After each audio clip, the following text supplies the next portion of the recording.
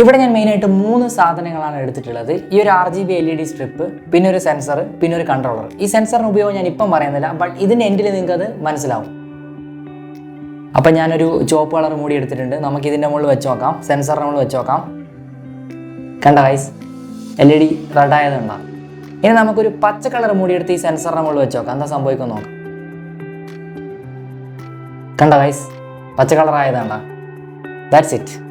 ഇപ്പം നിങ്ങൾക്ക് മനസ്സിലായിട്ടുണ്ടാവും ഇതൊരു കളർ സെൻസറാണ്. നമുക്ക് ഇതിൻ്റെ ഒരു വർക്കിംഗ് ഷോർട്ടായിട്ട് നോക്കാം.